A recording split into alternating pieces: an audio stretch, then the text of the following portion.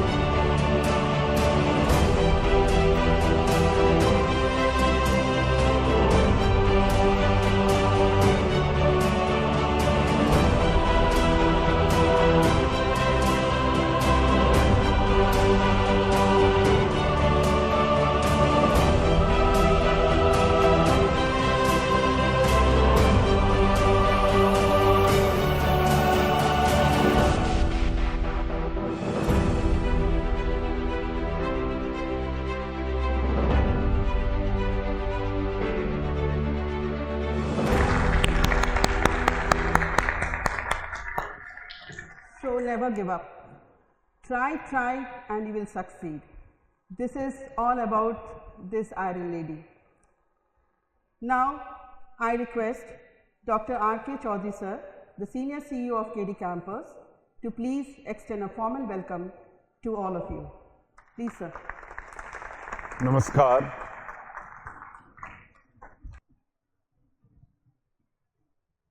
मैं डॉक्टर आर.के. Chaudhary, KD campus और उसका एक सिस्टर कंसर्न केडी मेडिटेक का एक छोटा सा मुलाजिम हूं। मेरा काम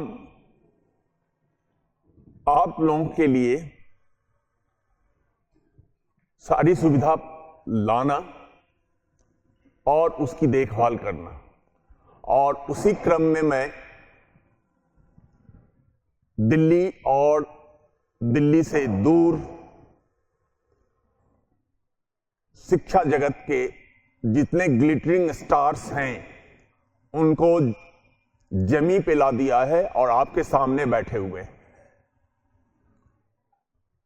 थोड़ा सा मुझे अफसोस हो रहा है कि काश ये सारी कुर्सियां उनसे भरी पड़ी होती और इन लोगों की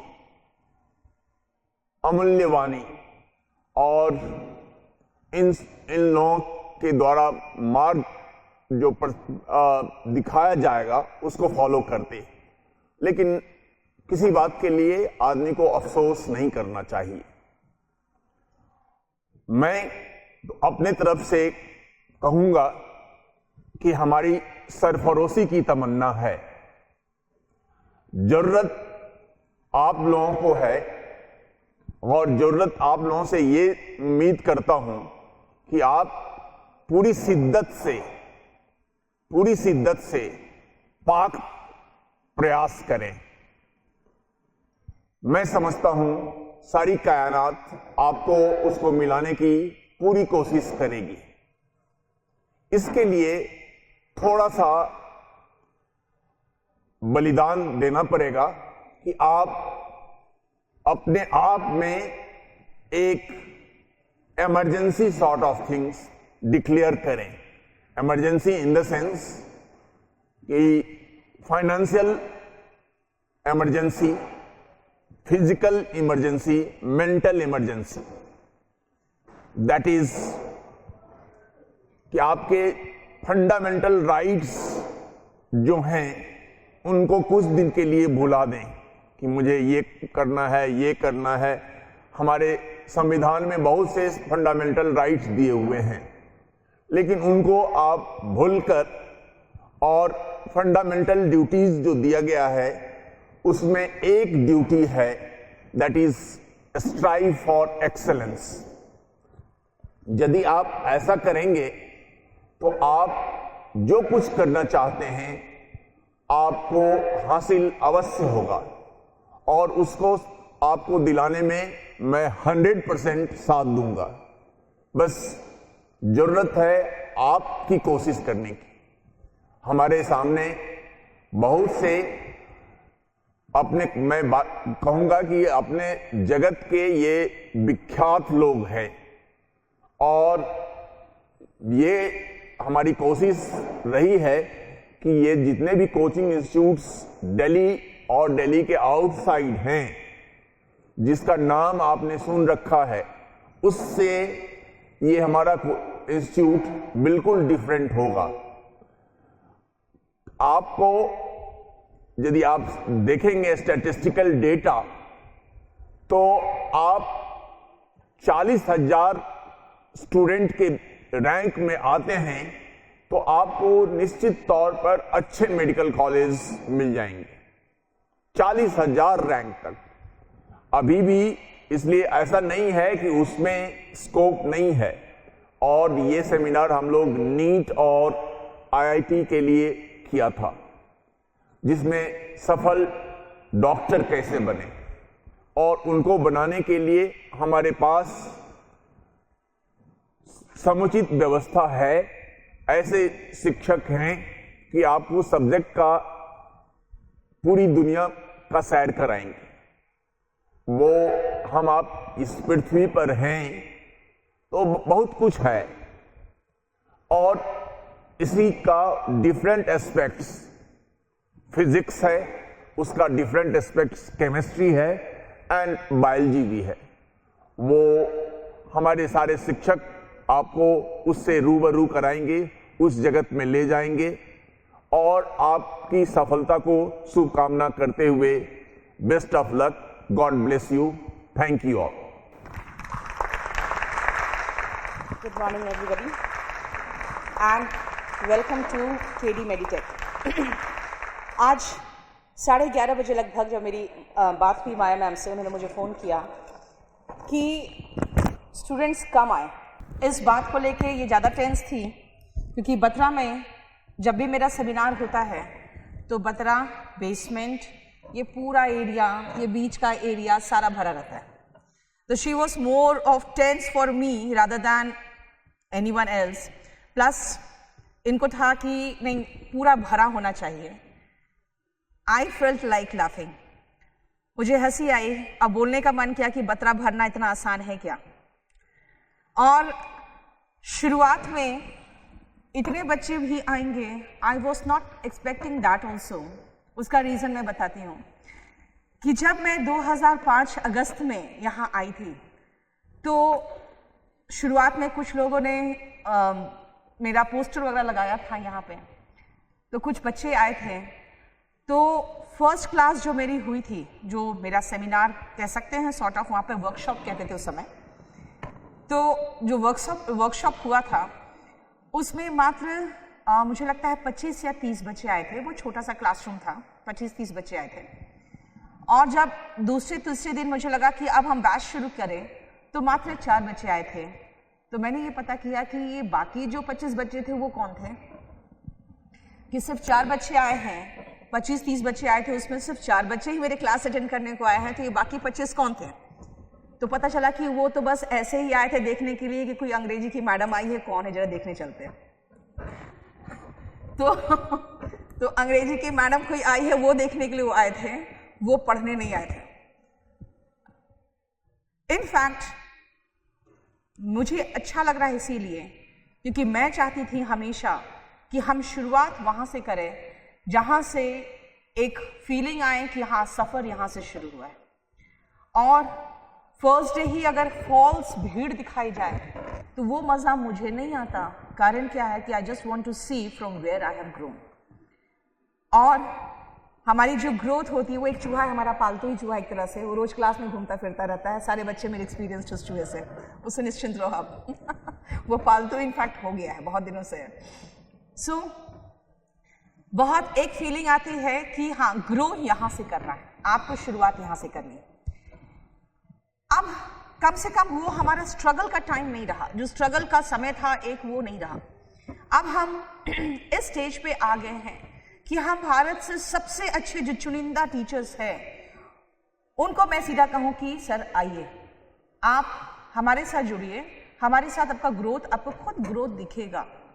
रीज़न ये है कि हम एक नाम कर चुका है केडी कैंपस। इनफैक्ट जब मैंने केडी कैंपस खोला था 2 साल पहले, 10 साल 12 साल स्ट्रगल करने के बाद, ये देख के कभी कभी मुझे खुद आश्चर्य होता है ये देख के कि हम लोग कितना कठिन सफ़र शुरू करके फिर चढ़े हैं। और इतनी ऊंचाई में पहुंचने के बाद जब हमें फिर से केडी कैंपस शुरू करना पड़ा तो मैंने कहा ठीक है, चलो कोई बात नहीं। लाइफ में कई बार ऐसा होता है कि आप बिल्कुल एक साम्राज्य बना लेते हैं। कई राजा हुए हैं जो साम्राज्य बनने के बाद लात मार के निकाल दिए गए, उन्होंने जाके जंगल में घास की रोटियां खाई, फिर से शुरू किया और फिर से अपना साम्राज्य प्राप्त कर लिया। मैंने कहा चलो कोई बात नहीं, यहीं से शुरू करते हैं।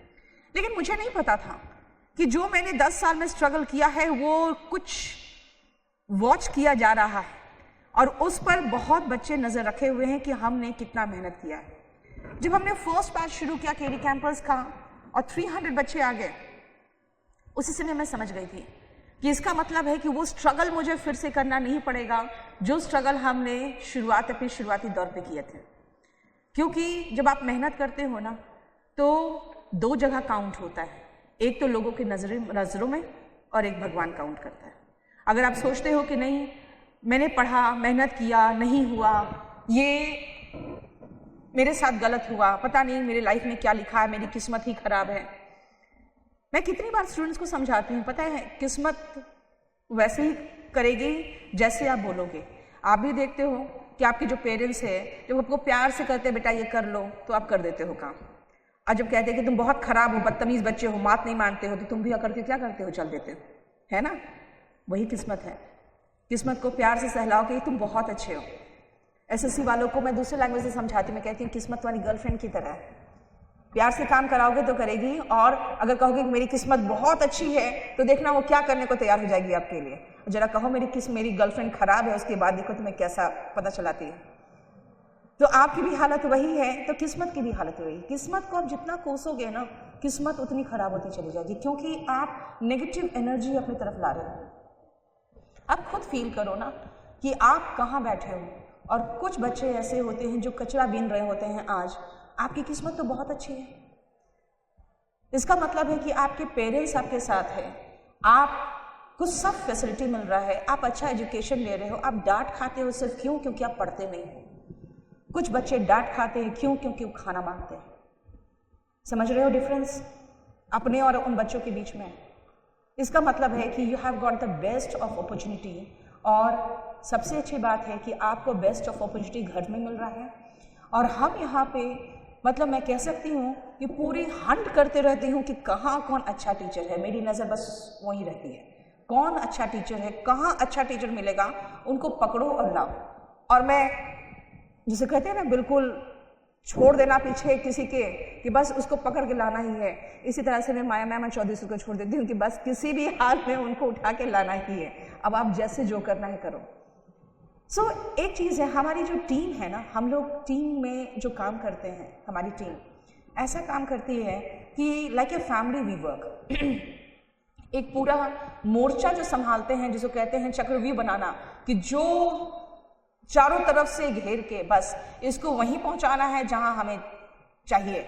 इसका मतलब है कि स्टूडेंट्स को हम best of the faculty from all over India लाके प्रोवाइड करेंगे। आप कोई भी बहुत फेमस नेम ले लो, जो फेमस नेम है यहाँ पे, चाहे वो इंजीनियरिंग में है या मेडिकल में है, यू नो, हम खुद वहाँ के टीचर्स और वहाँ का मैनेजमेंट या यहाँ के क्लास में हम खुद जाके पहुँच के, खुद अपने नज़र से नहीं लेकिन हाँ थ्रू डिफरेंट सोर्सेज मैं पता करवाती हूँ कि वहाँ पे क्वालिटी क्या दे रहा है। एंड यू नो, जो 10 साल पहले मैं खुश थी कि अच्छा इस फील्ड में ये क्वालिटी दी जा रही है, तब तो मुझे तरक्की करने से कोई नहीं रोक सकता। The same feeling I get in medical engineering also, कि ये क्वालिटी तब तो मुझे कामयाब होने से कोई नहीं रोक सकता। बिकॉज वहाँ पे जो टच है ना, वो टच होता है सिर्फ एक मनी का, वो सिर्फ एक फीलिंग आती है बिजनेस का, वो फीलिंग आती है कि बस ताम झाम ऊपर से मैनेजमेंट का, वो फीलिंग नहीं आती जो एक शिक्षक और गुरु के बीच में एक संपर्क होना चाहिए, प्लस एक घर का माहौल होना चाहिए कि हाँ हम आपके गार्जियन हैं, आपके पेरेंट्स हम आपके गार्जियन, और जो टीचर है जो आपके गुरु है, वो मिलके आपको वहाँ सक्सेस दिलाना चाहते हैं जहाँ पे आप सक्सेसफुल होना चाहते हैं। वो फीलिंग मुझे उन कॉरपोरेट हाउसेस में नज़र नहीं आती। मैं उनको कॉरपोरेट हाउसेस ही बोलूँगी, क्योंकि शिक्षा मेले की एक व्यवसाय नहीं है। सेकेंडली, आज केडी कैंपस अगर नहीं होता तो आज एसएससी की फीस 24,000 होती, जिस रफ्तार में फीस बढ़ रहा था एसएससी बैंक पीओ का। आज हम 12,000 में वो क्वालिटी प्रोवाइड करने लगे जो आज के डेट में 24,000 होना चाहिए था। मैंने सेम चीज़ महसूस किया है मेडिकल और इंजीनियरिंग में भी। एक बच्चे का पेरेंट जाके सीधा 1 लाख रुपया, 1.25 लाख रुपया रख रहा है कहाँ पे? उन इंस्टीट्यूट्स में जो आपको एक डेमो लेने भी नहीं देता है, और जहाँ पे आपको पता भी नहीं है कि कोई टीचर कौन है, वो क्या पढ़ाएगा और कैसा पढ़ाएगा। आप जाके वहाँ पे सिर्फ 1.25 लाख रुपया किस बात का दे रहे हो, 1.5 लाख रुपया किस बात का दे रहे हो? सिर्फ एक ही चीज़ का दे रहे हो वहाँ पे, और वो है उस ब्रांड के नेम के लिए।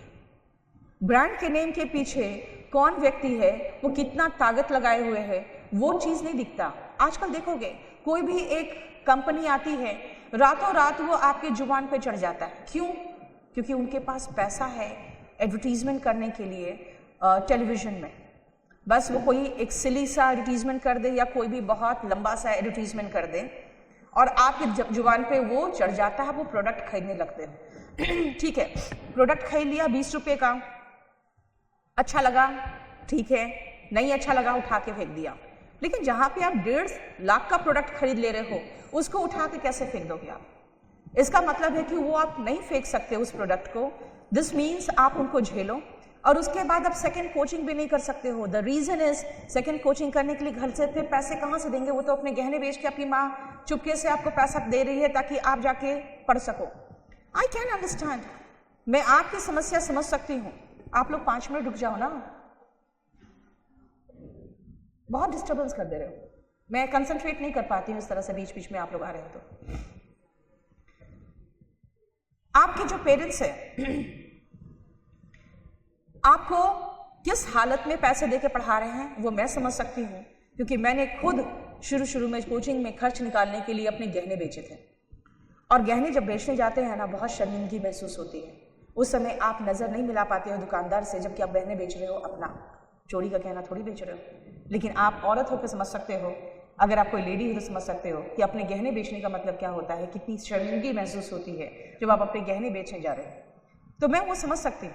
इसलिए मैंने कहा कि मेडिकल इंजीनियरिंग के फील्ड में हम लोग फीस को नॉमिनल रखेंगे, क्वालिटी बेस्ट प्रोवाइड करेंगे, और इस फील्ड में मैं जानती हूँ हमें कामयाब होने से कोई नहीं रोक सकता, क्योंकि जो मेरा विजन है वो विजन वो नहीं है कि एक कॉर्पोरेट हाउस बना दिया जाए जो ब्रांड के नाम पे कोई भी आकर रिसेप्शन में एक सुंदर सी लड़की को 1.25 लाख रुपए थमा दे रहा है कि भाई मेरे बच्चे का ख्याल रखना, और वो बहुत खुश खुश हाँ हाँ बोल दे रही है, आगे से कुछ नहीं। द रीजन इज क्लास में कौन टीचर है, कौन आया, आपका फीडबैक क्या है टीचर के प्रति, कोई प्रॉब्लम नहीं है, क्योंकि आपको पढ़ना उन्हीं से है। ये स्कूल नहीं है। स्कूल में हम उन टीचर्स को पढ़ते रहते थे चाहे वो जैसा पढ़ाए, लेकिन हम भी डिफ्रेंशिएट कर लेते थे कौन अच्छा टीचर है कौन खराब टीचर है, किस टीचर के क्लास में नींद आती है, किस टीचर के क्लास में हम लोग खुश होकर इंतजार करते हैं कि हाँ ये टीचर का क्लास है। तो वो सेम चीज़ हम महसूस करते हैं कि कोचिंग में होता है जब वो बड़े कॉर्पोरेट हाउसेस बन जाते हैं। तो हमें वो कोचिंग नहीं देना है। हम बहुत बारीक नज़र रखे रहते हैं, क्योंकि टीचर्स को मैंने यही कहा है कि सर आज अगर आप कह रहे हो कि नहीं अब मुझे पढ़ने की ज़रूरत नहीं पड़ती, तो आप आउटडेटेड हो जाओगे, क्योंकि 10 साल से सेम चीज़, आपको पता है इंग्लिश में बहुत सारे चेंजेस नहीं हो सकते, जानते हो, ये कोई साइंस नहीं है या कोई इकोनॉमी नहीं है कि हर दिन डेटा चेंज होगा, ऐसा कुछ नहीं है। बहुत सारी चीज़ें सेम हैं, लेकिन आज भी मुझे पढ़ना पड़ता है। उसका रीज़न क्या है? मार्केट में रहना है, आपको नज़र रखनी पड़ेगी कि हाँ जितना बाकी लोग पढ़ा रहे हैं उससे ज़्यादा मैं पढ़ा रहा हूँ कि नहीं, ये नज़र रखनी पड़ेगी, अदरवाइज धीरे धीरे आउटडेटेड होते चले जाओगे। तो मैं भी नज़र रखे रहती हूँ कि हाँ मैं अपने आप में इम्प्रूव करते जाऊँ, और मैं ऑल द बेस्ट कहना चाहूँगी केडी मेडिटेक के टीचर्स को एंड स्टाफ को कि आप लोगों के हवाले मैंने जो किया है, मैंने बहुत छोटी चीज़ नहीं की आपके हवाले कि आप उनको ग्रो करोगे। आपको एक बहुत बढ़िया प्लेटफॉर्म मिला है जहाँ पे हमारे जो स्टूडेंट्स हैं वो तो आ ही रहे हैं, उसके अलावा जो ये केडी कैंपस हो या केडी टेक हो, उनके जो स्टूडेंट्स के छोटे भाई बहन हैं वो भी आ रहे हैं, क्योंकि उनको भी भरोसा है कि हाँ नीतू मैम इनजस्टिस होने नहीं देगी। कल ऐसे ही एक लड़के ने कुछ परेशानी हुई उसको, और उसने सेंटर हेड से फीस रिफंड मांगा। उसको कुछ परेशानी हो रही थी क्योंकि वो दूर से आया था और क्लास नहीं हुई थी उसकी, क्योंकि टीचर अचानक बीमार पड़ गए थे। उसने रिफंड मांगा और मेरे सेंटर हेड ने कह दिया हाँ हाँ ठीक है रिफंड कर देंगे। यू नो व्हाट, वो लड़का मुझसे फ़ोन करके बात किया, बिकॉज उसने यही कहा कि मैंने गुस्से में तो कह दिया रिफंड कर दो, और उसने कहा ठीक है अब अपना रिफंड ले जाना कल आके। मैम ये बताइए कोई वो अपने पॉकेट से रिफंड करेगा? वो तो आपका पैसा रिफंड करेगा। This means you can understand कि मेरा जो स्टूडेंट है वो आराम से पढ़ चुका है 2 महीना, वो रिफंड चाहता लेके चला जाता, लेकिन वो इसलिए नहीं लिया, उसका रीजन था कि उसको फील हुआ कि कौन सा अपने पॉकेट से देगा, ये तो नीतू मैम का देगा। रिमेंबर वन थिंग, यहाँ पर एक दिल से दिल का रिश्ता बताना चाहती हूँ मैं हमेशा चाहूँगी कि आप हमारे से कनेक्टेड रहें।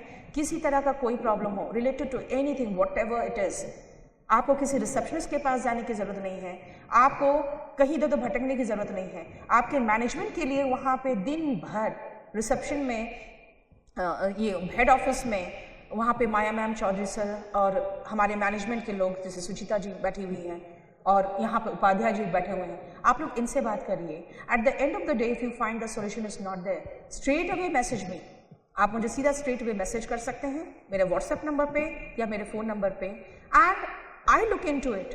क्योंकि यहाँ पे we work as a family, हम लोग जो बड़े लोग हैं, हम लोग the senior most members of the family है, और आप लोग हैं जो बच्चे हैं। कभी कभी बच्चों को डांटना भी पड़ता है, उनको जनरली हम प्यार से समझाते हैं, और अगर उनको महसूस होता है कि नहीं उनको ये चाहिए वो चाहिए, तो जैसे आप जिद करके घर में मनवाते हो वो चीज़ हम यहाँ भी करते हैं। लेकिन अल्टीमेटली हमारा सिर्फ एक ही गोल होता है, giving you the best so that we can take out the best from you, and we want to see you as a doctor, a CA और एन इंजीनियर, और from some very prestigious college, वरना यहाँ engineering तो mushroom कर गए, from some very prestigious college. इसीलिए all the best to you. मेरा number लिख लो आप लोग। फेसबुक में मैं नीतू सिंह के रूप में हूँ, ये अगर फेसबुक ID भी लिख लो आप लोग, Facebook/nsingh202, N for Neetu, N Singh SINGH 202, N Singh 202। आप फेसबुक में भी चाहो तो मुझे फॉलो कर लो, मैं जो भी अपडेट होता है नीच वगैरह का सब कर देती हूँ। दूसरा 8860 नंबर लिखिए, 8860 33 0003, 8860 33 0003। आप मुझे, जैसे मैं क्लास में रहती हूँ, मैं फ़ोन वगैरह नहीं उठा पाती हूँ, आप मुझे सीधा व्हाट्सएप कर दो या मैसेज कर दीजिए related to whatever you feel like. और आप आज क्लास भी कर लो, खुद देख लो कि किस तरह का हम लोग आप लोगों को क्वालिटी प्रोवाइड करते हैं। Thank you so much.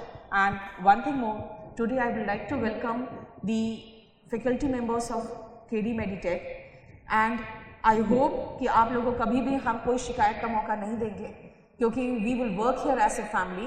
कभी भी किसी तरह का कोई प्रॉब्लम हो teachers, you are most welcome to call me आप एनी टाइम आफ्टर 8 और 9, उसके बाद फिर बात कर सकते हैं। Thank you sir, thank you so much, thank you. Hello friends, मेरा नाम रितेश है और मुझे सब्जेक्ट के बारे में कुछ बताने के लिए कहा गया है। तो सबसे पहले तो मैं बहुत छोटी छोटी सी बातें आपसे करना चाहूँगा। जैसे बहुत सारे स्टूडेंट्स बैठे हैं, कुछ छोटे छोटे से एक्सपीरियंसेस हैं मेरे। मैंने जैसे अभी आजकल JEE मेंस होता है और JEE एडवांस होता है, ऐसे पहले AIEEE और IIT JEE ऐसे 2 एग्ज़ाम होते थे। JEE एडवांस का नाम IIT JEE था और JEE मेंस का नाम AIEEE था। तो मैंने अपने टाइम पर दोनों एग्जाम क्वालिफाई किए थे, और मेरा एक छोटा सा एक्सपीरियंस था जो मैं आपसे शेयर करूंगा और फिर थोड़ा सा सब्जेक्ट के बारे में बताऊंगा। जनरली क्या रहता है, हम जब भी कोई सब्जेक्ट पढ़ना शुरू करते हैं तो सबसे पहले क्या टारगेट बनाते हैं, प्लान बनाते हैं। और आजकल के बच्चे प्लान बनाने में बहुत अच्छे हैं, नहीं? तो जब हम प्लान बनाते हैं तो ऑब्वियसली प्लान बनाते हैं तो कहते हैं भाई एक दिन में 5 घंटे पढ़ेंगे, 6 घंटे पढ़ेंगे, और उसके बाद वो प्लान ही रह जाता है। तो बेसिकली सबसे बड़ी प्रॉब्लम जो है वो ये है कि हमारी बैठ के पढ़ने की जो टेंडेंसी है वो थोड़ी सी कम हो गई है। जैसे जैसे जनरेशन्स आगे जाती जा रही है तो हमारे पास दूसरे टूल्स आ गए हैं, सोशल मीडिया आ गया है। तो मेरी एक छोटी सी रिक्वेस्ट ये है, पहले तो हम इन सब चीज़ों को बहुत कॉम्प्लेक्स ना करें। बहुत इजी चीज़ें हैं, बहुत आसान चीज़ें हैं। जिन्होंने सीखी है उन्होंने कोई बहुत बड़ी किताब, फिजिक्स के सर बैठे हैं, मिश्रा सर बैठे हैं, और चौधरी सर का भी स्पेशलाइजेशन फिजिक्स में है। तो एक हमारे टाइम पे किताब आया करती थी IE इरोडोव, आजकल तो वो आउट ऑफ फैशन हो गई है, पर इरोडोव सॉल्व करना एक फैशन हुआ करता था। और जो बच्चे शुरू में ही इरोडोव उठा लेते थे वो फिजिक्स नहीं सीख पाते थे। तो एक तो बहुत लाइटली चीज़ों को अपने को सीखना है धीरे धीरे, और बहुत छोटा टारगेट बनाएं। जैसे अगर हम अपने दिल पे हाथ रख के पूछें तो पिछले कितने सालों में ऐसा हमने किया हो कि हम डेली 1 घंटा तो ज़रूर पढ़े हों एक सब्जेक्ट रेगुलरली? ऐसा बहुत ही कम होता है। तो हमारी आदत बनती जा रही है धीरे धीरे एग्जाम से 1 दिन पहले पढ़ लेने की, और तो ऐसे हम हो सकता है थोड़े बहुत मार्क्स तो लेके आ जाएं, पर स्पेशली कॉम्पिटिटिव एग्जाम्स के लिए ये अप्रोच बिल्कुल ठीक नहीं है। इनफैक्ट कॉम्पिटिटिव एग्जाम से पहले तो आप 3-4 दिन कुछ नहीं पढ़ेंगे तो ज़्यादा बेटर है, उस समय आपको रिलैक्स करना है। और जो एग्जाम की तैयारी आपने पिछले 1 साल में डेली 1 घंटा 2 घंटा पढ़ के की है वो ज़्यादा यूजफुल है। तो छोटा टारगेट बनाएं और अच्छे आउटपुट्स आपको मिलेंगे, बहुत छोटा टारगेट। एक दूसरी प्रॉब्लम और रहती है, जो काम की चीज़ है उसे हम एंड में करना चाहते हैं, और सारी की सारी बेकार की चीजें पहले करना चाहते हैं। पहले मैं थोड़ा सा टीवी देख लूं, फिर मैं 1 घंटा पढ़ता हूं। हाँ, ये तो डिनर का टाइम हो गया, मैं डिनर कर लेता हूं, फिर मैं 1 घंटा जरूर पढ़ूंगा। फिर हम डिनर करने चले जाते हैं, फिर हमें थोड़ी थोड़ी सी नींद आने लगती है। अब मैं थोड़ा सा सो लेता हूं, फिर 1 घंटा पढ़ूंगा। फिर सुबह हो जाती है, अरे सुबह अभी मुझे शायद थोड़ा सरदर्द है, 2 घंटे और सो लेना चाहिए। फिर देखो मैं कैसी पढ़ाई करता हूं। उसके बाद फिर वही शेड्यूल शुरू हो जाता है और फिर वो 1 घंटा नहीं आ पाता जो हमने सोचा है। अब इसको दूसरे तरीके से सोचें, जिस समय आपने वो 1 घंटे की पढ़ाई छोड़ के बाकी सारे काम कर रहे होते हैं, उस समय आपको मन में थोड़ी थोड़ी सी गिल्ट आ रही होती है ना, कि मुझे पढ़ना था, मैं पढ़ा नहीं हूं। आती है कि नहीं आती है? और वो गिल्ट आपका वो एंजॉयमेंट भी खत्म कर देती है जो आप जो दूसरा काम कर रहे हैं उसमें होना चाहिए। तो मेरा सजेशन ये है कि पहले आप 1 घंटा पढ़ लें, समझ रहे हैं ना? वो जो आपने अपना स्टडी शेड्यूल बनाया है उसे आप 2 घंटे 3 घंटे फॉलो करें, और उसके बाद जो आपको करना है आप करें, और उसके बाद आप फील करें कि आप सच में उस बचे हुए टाइम को एंजॉय कर पाएंगे। तो सबसे पहले वो काम जो प्रायोरिटी रखता है, यानी कि पढ़ाई, हमारी स्टडीज, उसके बाद आप जितनी भी चीजें करेंगे उसे आप सच में एंजॉय कर पाएंगे। तो एज अ सब्जेक्ट एक्सपर्ट मैं फिजिक्स में कुछ छोटी छोटी सी चीजें आपसे डिस्कस कर रहा हूं। तो जो फिजिक्स है वो बेसिकली 3-4 पार्ट्स में डिवाइडेड है, पर वो सारा का सारा पार्ट, जैसे कि अलग अलग लोगों ने उसको अलग अलग पार्ट्स में डिवाइड किया है, पर बेसिकली फिजिक्स में हम 11th क्लास में बेसिकली क्या पढ़ते हैं? सबसे पहले मैकेनिक्स पढ़ते हैं। एक पार्ट हम हीट एंड थर्मोडायनेमिक्स वाला पढ़ते हैं, है ना? एक पार्ट हम वेव्स वाला पढ़ते हैं, ऑल्दो वो मैकेनिक्स का ही पोर्शन है, पर फिर भी हम उसे एक अलग पार्ट मान सकते हैं। उसके बाद हम 12th में आते हैं तो हम इलेक्ट्रोडायनामिक्स पढ़ते हैं, इलेक्ट्रोस्टैटिक्स एंड इलेक्ट्रोडायनामिक्स। उसके बाद हम एक डिस्कशन मॉडर्न फिजिक्स का करते हैं, एक डिस्कशन ऑप्टिक्स का है, और एक डिस्कशन इलेक्ट्रॉनिक्स का है, सेमीकंडक्टर्स एंड कम्युनिकेशन। अगर सब्जेक्ट पॉइंट ऑफ व्यू से बोलें तो आप में से जो लोग इंजीनियरिंग करना चाहते हैं उनके लिए फिजिक्स सबसे इंपॉर्टेंट सब्जेक्ट है। रीजन, क्योंकि फिजिक्स से ही सारी की सारी इंजीनियरिंग ब्रांचेस डेवलप हुई हैं। मैं इंजीनियरिंग को भी पढ़ाता हूँ, गेट की प्रिपरेशन कराता हूँ स्टूडेंट्स को, तो मैं मैकेनिकल इंजीनियरिंग का टीचर हूँ।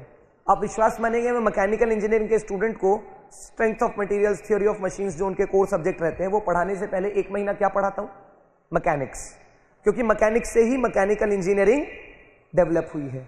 ऐसे इलेक्ट्रोस्टैटिक्स, करंट इलेक्ट्रिसिटी, जो 12th का फर्स्ट पार्ट है, इलेक्ट्रोस्टैटिक्स एंड इलेक्ट्रोडायनामिक्स, इस पार्ट से पूरी की पूरी इलेक्ट्रिकल इंजीनियरिंग डेवलप हुई है।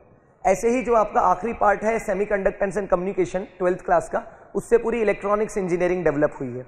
तो जिनको इंजीनियरिंग करना है उनके लिए ये बहुत इंपॉर्टेंट सब्जेक्ट है। अब अगर हम बायो वालों के लिए बात करें जो नीट टारगेट कर रहे हैं, तो 720 मार्क्स का हमारा एग्जाम है। नीट कितने मार्क्स का आता है? ठीक है, आप लोग जिंदा हैं? ठीक है, तो एक बार मुझे बताएं नीट कितने मार्क्स का आता है?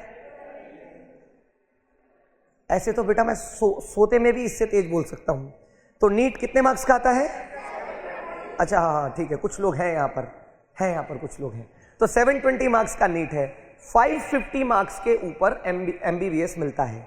अच्छा कॉलेज चाहिए तो 600 के आसपास लाना पड़ेगा, पर 550 के ऊपर आपको किसी अच्छे गवर्नमेंट कॉलेज में, अच्छे रेप्यूटेड कॉलेज में आपको MBBS मिल जाता है।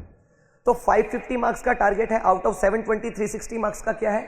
बायोलॉजी है, और रिमेनिंग 360 क्या है? फिजिक्स और केमिस्ट्री। अच्छा, बायो वाले कितने लोग हैं यहाँ पर जिनकी स्ट्रीम बायोलॉजी है?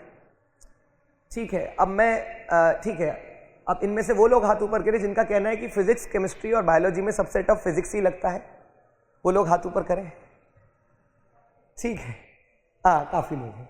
बेसिकली सबसे बड़ी प्रॉब्लम क्या है कि physics is related to mathematics, है ना? दूसरा क्या है, हमारी आदत में क्या है, हमारे पास तो बहुत कम टाइम रह गया है, अब फटाफट से फिजिक्स कर लेते हैं। तो पहले आप थोड़ी देर के लिए भूल जाएं कि हमारे पास प्रिपरेशन के 2 साल है, 1 साल है।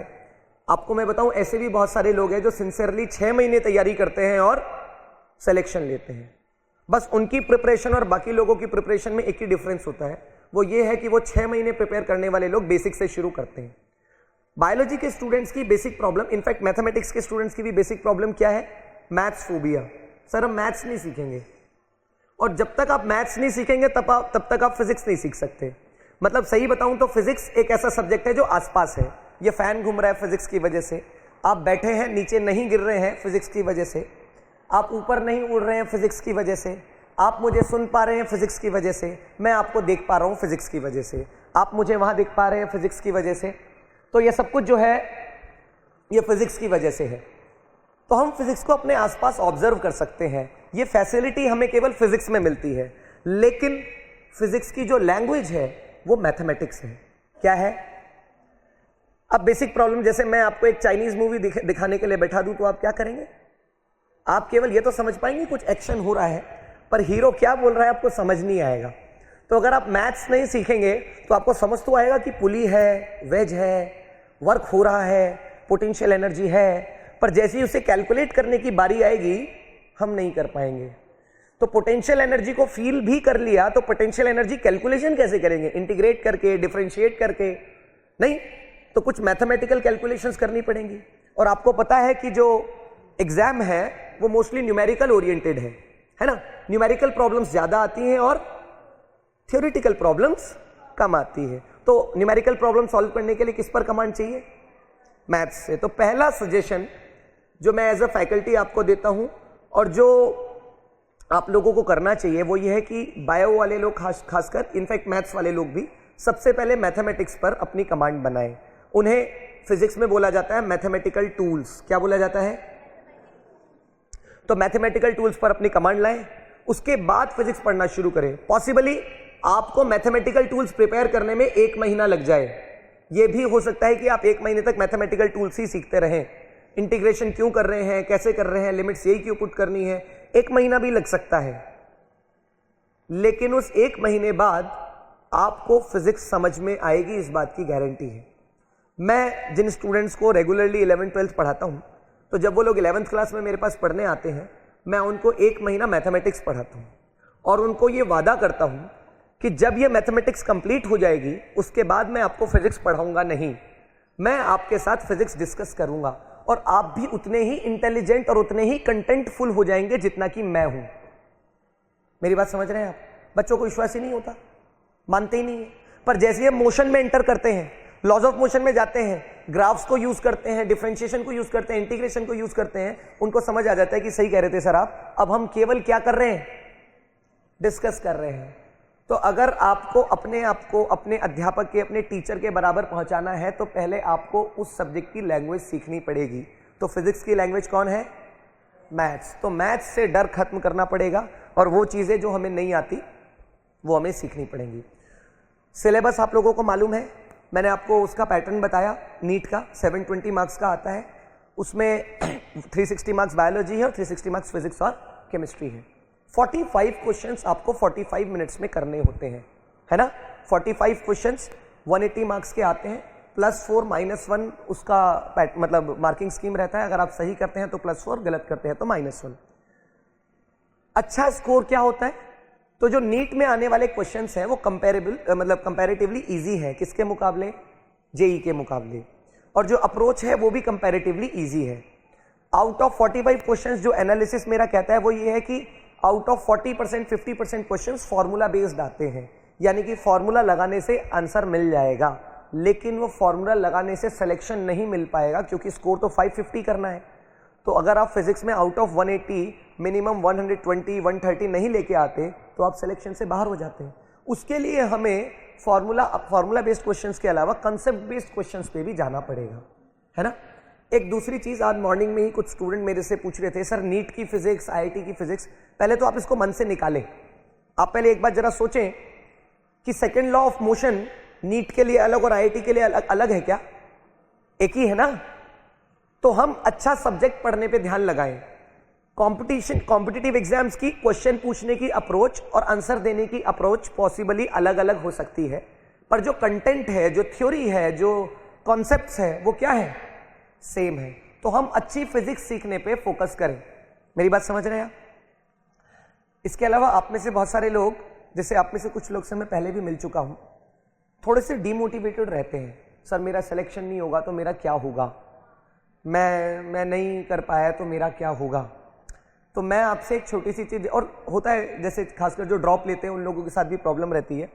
तो आपने कभी हाथी के बच्चे को देखा है? छोटे से हाथी के बच्चे के पैर में एक रस्सी बांध देते हैं छोटी सी, और जब वो इतना छोटा रहता है तो वो उस रस्सी को, स्ट्रांग रहती है वो रस्सी, उसको तोड़ नहीं पाता। बचपन में प्रयास करता है, बार बार प्रयास करता है, उसे तोड़ नहीं पाता। फिर जब वो बड़ा हो जाता है, बहुत बड़ा हो जाता है, तब भी उसके पैर में वही पतली सी रस्सी और उसको उस पतली सी रस्सी से बांध के रखते हैं। अब वो बड़ा हाथी उस रस्सी को नहीं तोड़ सकता क्या? तोड़ सकता है, पर आपको जान के हैरानी होगी ताउम्र वो हाथी उस रस्सी को तोड़ने की कोशिश ही नहीं करता, क्योंकि उसको पता होता है ये मुझसे नहीं टूटेगी।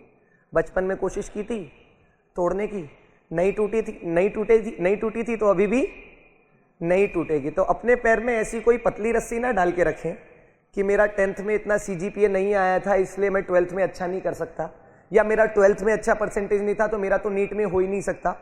ऐसा कुछ भी नहीं है। 2 साल पहले इंजीनियरिंग सर्विसेज एक बहुत रेप्यूटेड एग्जाम है, UPSC कंडक्ट कराता है, उसका जो टॉपर था वो था जिसका इंजीनियरिंग में 6 पॉइंटर था, है ना। ऐसे लोग जिनके 10th में 12th में कम परसेंटेज रहते हैं वो अच्छी प्रिपरेशन करके कई बार बहुत अच्छे एग्जाम्स निकालते हैं। तो पहले तो आप डीमोटिवेशन से बाहर आए, किसी तरह के किसी डीमोटिवेशन की जरूरत नहीं है। आज से पढ़ना शुरू करेंगे तो अच्छा रिजल्ट ला सकते हैं। एक दूसरी बात, आप में से कोई मुझे बताएगा कि भगत सिंह को तो फांसी की सजा सुनाई गई थी ना, तो जिस जज ने फांसी की सजा सुनाई थी उस जज का क्या नाम था? अच्छा, ये जो नेपोलियन था वो वाटरलू की लड़ाई में हार गया था, है ना। किसने हराया था उसको? जो सामने से लड़ रहा था, क्या नाम था उसका? अच्छा, ये झांसी की रानी जो थी, इनको अंग्रेजों ने जो है ग्वालियर में जाके उनको शहीद हो गई थी। तो झांसी की रानी के पीछे कौन अधिकारी आया था, कौन अंग्रेज अधिकारी था जो उनका पीछा कर रहा था? अरे भाई, ये तो बड़ी अजीब बात है नहीं।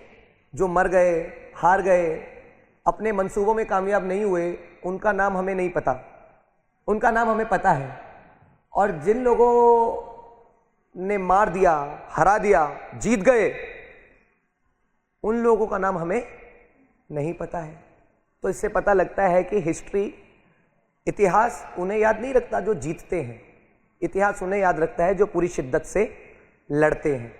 तो लड़ना मायने रखता है, आप शिद्दत से लड़िए, इतिहास आपको याद रखेगा। तो इसी के साथ मैं मिश्रा सर को इनवाइट करूंगा, फिजिक्स फैकल्टी हैं, इस फिजिक्स एक्सपर्ट हैं, वो भी आपसे रूबरू होंगे। Thank you. गुड मॉर्निंग बच्चों। अभी रितेश सर आपसे रूबरू हो रहे थे। आई वॉज प्लीज्ड एनफ कि ऐसी फैकल्टी KD मेडिटेक में है, काफ़ी प्रोमिसिंग। इससे पहले मैंने नीतू मैम को सुना, उनका एक छोटा सा वीडियो देखा। प्रेरणा स्रोत है ये आपके लिए। मैं काफ़ी दूर से आया हूँ, उसके 3 मेन रीजन्स हो सकते हैं। डिस्कशन चल रहा था मेरा भाई साहब से, चौधरी सर मेरे बड़े भाई भी हैं, और तो जब बात हुई तो मैंने कहा कि मेरे लिए पॉसिबल नहीं होगा यहाँ आना, लेकिन 3 मुख्य कारण रहे जिस वजह से मैं आपके सामने खड़ा हूँ। एक तो जो भाई साहब का एम था कि हमने KD कैंपस में पहले ही बैच में मेडिकल का रिजल्ट देना है, उसके लिए हमें कुछ भी करना पड़े हम करेंगे। तो जब कोई इंस्टीट्यूट इस मोटिव के साथ आगे बढ़ता है तो हमारा जुड़ने का मन करता है। एक दूसरा यह कि मैं पिछले 15 साल से इस फील्ड में हूँ और थोड़ा सा हमेशा इंक्लाइंड रहता हूँ बायो के बच्चों की तरफ। बच्चे कभी कभी पूछते भी हैं कि सर आपके लिए तो सारे बराबर ही हैं, बट आप बायो के बच्चों की तरफ इतना इंक्लाइंड क्यों होते हैं? तो मैं बड़ा स्पष्ट सा आंसर देता हूँ उनको कि हाँ ठीक है, सारे बराबर हैं और मैं ऐसा करता हूँ क्योंकि आप लोग IIT JEE क्वालिफाई करोगे, अच्छी पोस्ट पे पहुँचोगे, कोई US से बैठा है, कोई सिलिकॉन वैली में बैठा है, आप मुझे मेरे बर्थडे पर विश कर दोगे या कभी इंडिया आओगे तो मुझे याद करोगे।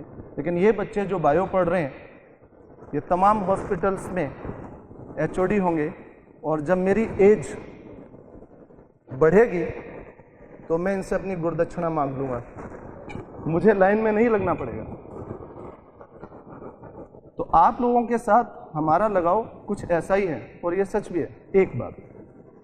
दूसरा कारण ये भी होता है कि जब हम सोचते हैं कि इंजीनियरिंग के बच्चे का अगर IIT में नहीं हुआ तो NIT में हो जाएगा, वहाँ नहीं हुआ तो बहुत सारे इंजीनियरिंग कॉलेजेस हैं, लेकिन आप ऑलरेडी परेशान होते हैं कि अगर आपको गवर्नमेंट कॉलेज नहीं मिला तो ये एक बहुत बड़ा मसला है, बहुत ज़्यादा फीस भी है और उसको एफोर्ड कर पाना मुश्किल है। तो कई कारण थे ऐसे जिनकी वजह से मैं आपके सामने खड़ा हूं।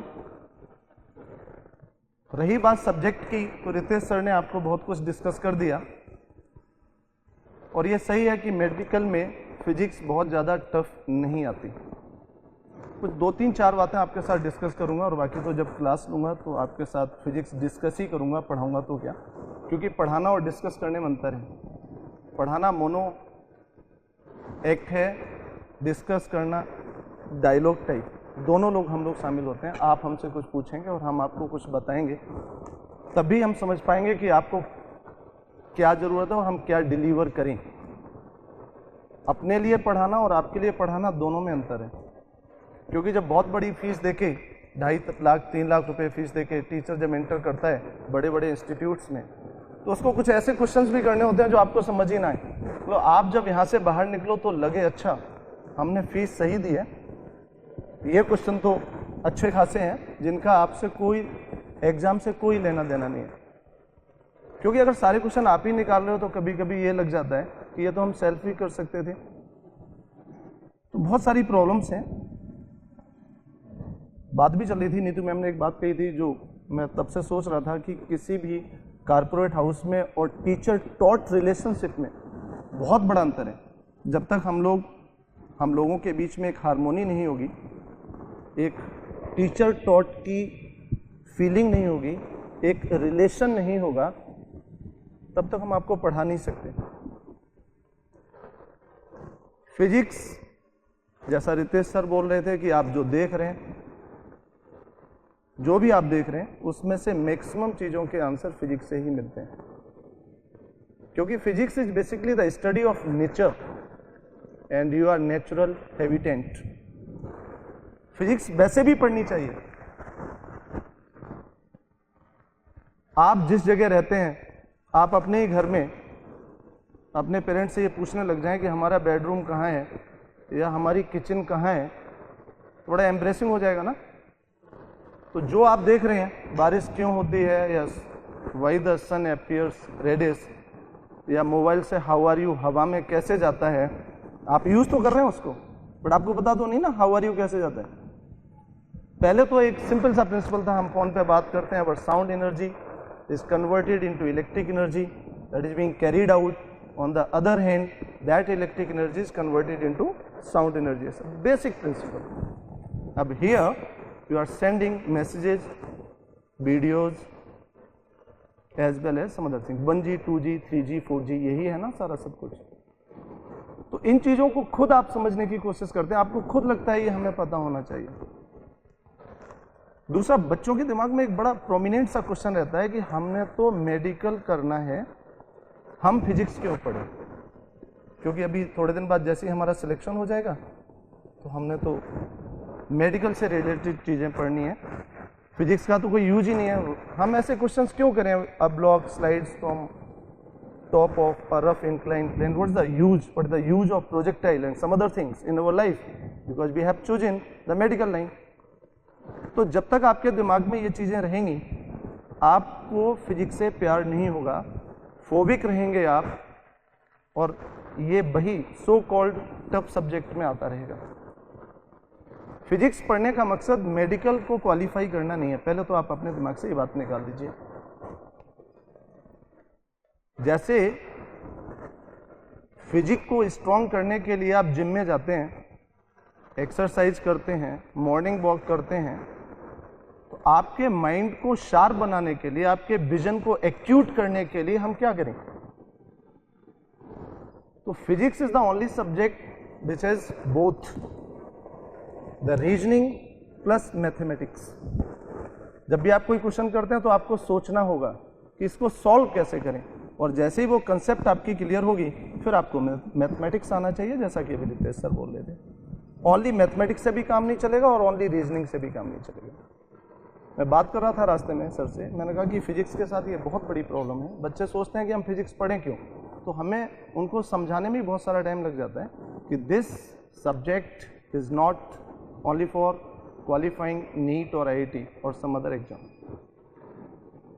आपने डॉक्टर बन गए, आपने मेडिकल की तैयारी कर ली, पता चला कोई ऐसी नई डिसीज आ गई जो आपने अपने सिलेबस में पढ़ी ही नहीं थी, पता चला स्वाइन फ्लू आ गया, और ये रेस्पॉन्सिबिलिटी आप पर आ गई कि आप इसकी रेमेडीज़ तैयार करें, इसका इलाज तैयार करें। अब आपने तो सिलेबस में पढ़ा ही नहीं है, तो जब तक आपका विजन एक्यूट नहीं होगा, जब तक आपकी शार्प थिंकिंग नहीं होगी, जब तक आपकी सोचने की जो एक आदत है वो नहीं होगी, जब तक आपके अंदर एक रीजनिंग नहीं होगी, आप एक अच्छे डॉक्टर बन ही नहीं सकते। जरूरी नहीं है कि 10 साल पहले हमने जिन डिसीज के बारे में पढ़ा था वही आती रहेंगी। तो ये कुछ छोटी छोटी बातें थी जो मैं आपके साथ डिस्कस करना चाह रहा था। अब मुझे ये नहीं पता इसमें +1 के बच्चे बैठे हैं, +2 के बच्चे बैठे हैं या ड्रॉपर बच्चे बैठे हैं। जैसे ही मैं क्लास लूँगा अभी बहुत जल्दी, तो मुझे थोड़ा सा आइडिया होगा कि किस टॉपिक को आप पढ़ना चाहते हैं और कैसे पढ़ना चाहते हैं, हम आपके साथ डिस्कस करेंगे। लेकिन एक बात आप समझ लीजिए, आप किसी से भी, अपने रिलेटिव से, अपने टीचर से, अपने स्कूल टीचर से, या कोई भी ऐसा पर्सन जो अपने फील्ड में सक्सेसफुल है, जब भी आप बात करेंगे कि हम मेडिकल की तैयारी कर रहे हैं, क्या करना चाहिए, the only answer you will get, your basics must be clear. What are the basics, ये बात आपको भी समझ है और हमें भी। कोई भी क्वेश्चन डिफिकल्ट नहीं है, हो सकता है कि उसमें 2-3-4 स्टेप्स हों और हर स्टेप में कोई ना कोई एक बेसिक फंडामेंटल प्रिंसिपल लग रहा हो। अगर आपका एक भी मिस होगा तो वो क्वेश्चन आपसे सॉल्व नहीं होगा। तो जितने आपके बेसिक्स क्लियर होंगे, मुझे लगता है कि पेपर उतना ही इजी, फिजिक्स उतनी ही इजी लगेगी। और एक बार जब आपसे न्यूमेरिकल निकलने शुरू हो जाएंगे, विश्वास कीजिए कि ये सब्जेक्ट आपको इजी लगने लग जाएगा। दिक्कत वहीं तक है जब तक आपसे न्यूमेरिकल निकलना शुरू नहीं होते। आपसे जिस दिन भी न्यूमेरिकल्स निकलना शुरू हो जाएंगे, फिजिक्स आपके लिए एक चैलेंजिंग सब्जेक्ट नहीं रहेगा। तो जैसे ही मुझे आदेश मिलेगा इस सबका, या जब भी क्लास अरेंज होगा, तो आप लोग अपना सोच के आइए कौन सा टॉपिक आप मुझसे करना चाहते हैं, क्योंकि मैं अपनी तरफ से कोई टॉपिक नहीं कराऊंगा। मैं चाहता हूं कि आप सबसे डिफ़िकल्ट टॉपिक जो आपको लगता है कि ये बहुत ज़्यादा डिफ़िकल्ट है, ये मुझे पढ़ाना चाहिए, तो हम अपनी शुरुआत उसी टॉपिक से करेंगे। बाद में एक स्ट्रीमलाइन करेंगे सिलेबस को। अभी बहुत ज़्यादा आप जो +1 के बच्चे हैं, बहुत ज़्यादा सिलेबस उनका नहीं हुआ होगा। तो जैसे ही क्लास अरेंज होगा, जैसे ही क्लास मैनेज होगा, आप अपनी वो तमाम प्रॉब्लम्स, जब तक हम आपसे दोबारा नहीं मिलते हैं, उनको अपने साथ रखिए, ताकि जब हम क्लास में आपके साथ रूबरू हों तो सबसे पहले हम उन्हीं टॉपिक्स को डिस्कस करें जिनमें you are facing music, you are facing certain difficulties. Thank you. Class Again, let me introduce myself. I'm Dr. Sainod Pradeep. I'm a MBBS graduate from Mumbai. Before I start my whatever this seminar is, let me take few minutes. Basically, I'm half Telugu and half Marathi. So my life log, always it was like in struggle of speaking Marathi or Telugu. By very hard efforts I have learned Hindi. मैंने बहुत मेहनत करके हिंदी सीखी है यहाँ आके। So I'll start with Hindi, ठीक है। तो मैं हिंदी में बात करना चाहूँगा क्योंकि मैं बहुत मेहनत करके हिंदी सीखी है। Because my family is like, my mom is Telugu, dad is Marathi. तो उनका आपस का ही चलता रहा कि मेरा बच्चा मराठी बात करेगा, मेरा बच्चा तेलुगु बात करेगा। So my life was so confuse. So मैंने यहाँ आके दिल्ली में आई लर्न स्पेसिफिकली मैंने हिंदी सीखी है यहाँ आके। So I am almost 10 years senior, ठीक है। आप जिस फेज़ में अभी हो, इसी फेज़ से एग्जैक्टली मैं गया हुआ हूँ। Before we start, before I introduce you the subject and all, मैं थोड़ा सा आपको अपने बारे में बताना चाहूँगा। बिकॉज आई थिंक थोड़ा सा my story is quite interesting. इससे आप जो लेना चाहो, इट्स नॉट वेरी इंस्पायरिंग, बहुत इंस्पायरिंग तो नहीं है, but it's quite interesting. Thing was when I was in school, तो ये हुआ कि my parents decided, my cousin, मेरा जो कज़िन था, he was in a military school, very reputed good military school. हम लोग वहाँ उससे मिलने गए। So I saw that all military वाला क्रेज़, हॉर्सेस, दैट वर्दी and that firing and all. So I have decided कि या मुझे भी इसी स्कूल में एंट्रेंस इंट्रोड्यूस होना है। So I gave the entrance and I got selected, और मेरी एडमिशन वहाँ पे हो गई, ठीक है। The school was up to 12th, but once I entered there, so I have decided कि मेरी लाइफ तो मैंने डिसाइड कर लिया था कि अब मैंने अपने आप को ख़त्म कर दिया। बिकॉज जब मैं वहाँ गया, मैंने देखा तो मुझे ये समझा कि यार ये सब चीज़ें मेरे लिए नहीं है। दो school was very good, it was a very reputed school. फिर ये हुआ कि आई वॉज 10th तक मेरा वहाँ से एजुकेशन चलता रहा। थिंग वॉज, फिर आपका 10th के बाद एक क्वेरी होती है आपको हमेशा कि इसके बाद लाइफ में क्या करना है, राइट? जैसे जिस फेज में आप सारे 10th पास हो कि मेडिकल करना है, इंजीनियरिंग करना है, वो क्या करना है, तो मैंने 10th में एक चीज़ डिसाइड करी थी, लाइफ में मैं कुछ भी कर लूँगा but I will not join the army. मैं मतलब मिलिट्री में बिल्कुल नहीं जाऊँगा। स्कूल से इतना ये हो गया था कि आई वॉज लाइक जो भी हो मेरे लिए, लाइक दो आई रेस्पेक्ट दैट प्रोफेशन, मैं बहुत रेस्पेक्ट करता हूँ इंडियन आर्मी, नेवी, एयरफोर्स का, बट मैंने ये डिसाइड कर लिया था कि मैं ये चीज़ नहीं करूँगा। वॉट हैपेंड इज कि 10th में एक एग्जाम होता है that is service preparatory institute, that is SPI, it is for pre NDA।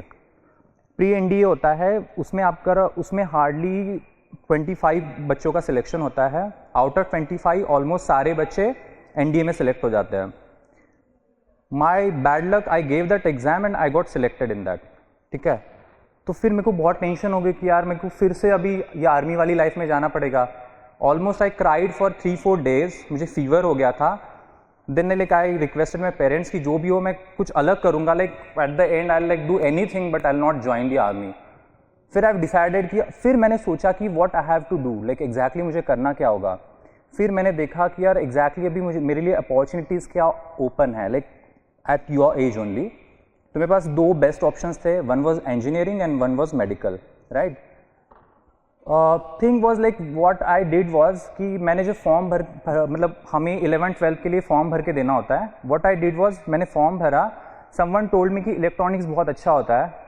I was really not aware कि एग्जैक्टली इलेक्ट्रॉनिक्स लेने के बाद आपका बायो ही ऑप्शन कट हो जाएगा और आपको इंजीनियरिंग में जाना पड़ेगा। आई फील्ड द फॉर्म, मैंने इलेक्ट्रॉनिक्स भरा, आई सबमिटेड द फॉर्म।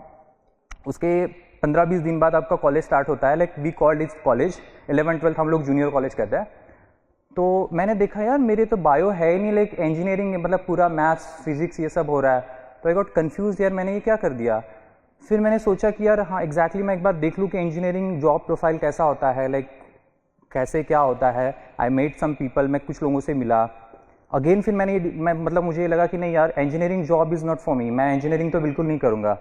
फिर मेरे पास ऑप्शन, फिर मैंने कहा अब तो मैंने ऑलरेडी मैथ्स उठा रखी है, बायो अपना ऑप्शन है नहीं, फिर करना क्या। Then I went to principal के पास गया, वहाँ फिर से मैं रोया, ठीक है सर प्लीज़ मेरे को, मैं जो भी हो मैं इंजीनियरिंग नहीं करूँगा, मुझे मतलब बायो ही करनी है। आई टुक बायो इन 12th, ठीक है। पहले मैंने मैथ्स करी, मैंने मैथ्स छोड़ दिया, आई टुक बायो। तो मुझे वो वैसे बायो दे नहीं रहे थे। सो उन्होंने एक कंडीशन रखी लाइक कि नेक्स्ट वीक एक एग्जाम है, you have to like unit test 20 marks का, यू हैव टू टेक, अगर आपको 20 में से 15 नंबर्स आते हैं सो आपका हम सब्जेक्ट चेंज कर देंगे और will give you bio. And the topic was genetics, ठीक है। मतलब जो नॉन बायो बच्चा है उसको सीधे आप जेनेटिक्स का एग्जाम ले रहे हो। इट वाज जेनेटिक्स वाला exam. So I studied it, like I can't tell you कि मैंने किस एंगल से उसको पढ़ा, क्या पढ़ा। And I got 20 out of 20 in that exam, ठीक है। सो देन डिसाइडेड कि चलो आपको बायो दे देंगे। आई टुक बायो इन 12th स्टैंडर्ड। अब फिर क्वेरी चालू होगी कि यार 11th का आपका पोर्शन सारा मिसिंग है, ठीक है। ऑल ऑफ सडन आप 12th में ज्वाइन कर रहे हो, ऑलरेडी 12th का सिलेबस स्टार्ट हो गया था। मेरे पास ऑलमोस्ट बस 1 ईयर था, ठीक है। आपको बायो मतलब 12th स्टैंडर्ड पास भी करना है। I am from Maharashtra state board, तो स्टेट बोर्ड लाइक मैंने CBSE का आपका सिलेबस देखा हुआ है, CBSE से it's too tough. Biology Maharashtra state board का CBSE से बहुत ज़्यादा टफ है।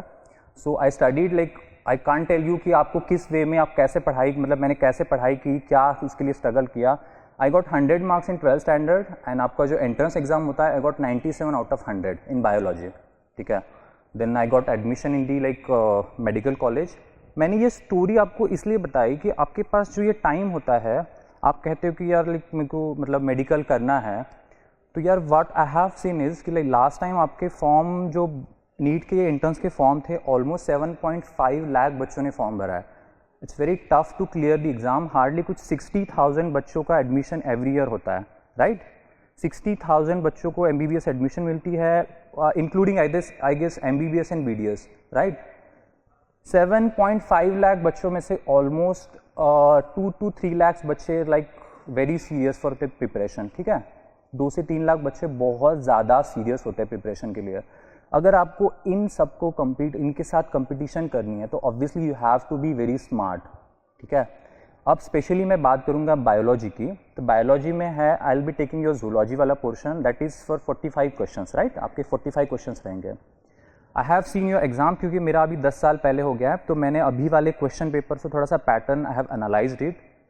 होता क्या है, आउट ऑफ 45 ऑलमोस्ट लाइक जो 10 to 15 क्वेश्चंस होते हैं आपके, दे आर लाइक बिल्कुल बेसिक, क्योंकि बहुत सारे बच्चे होते हैं कि एक जनरली फॉर्म भरते हैं, राइट, कि जैसे एग्जाम देना है कि चलो 12th के बाद एक नीट एग्जाम होता है तो will just give the exam.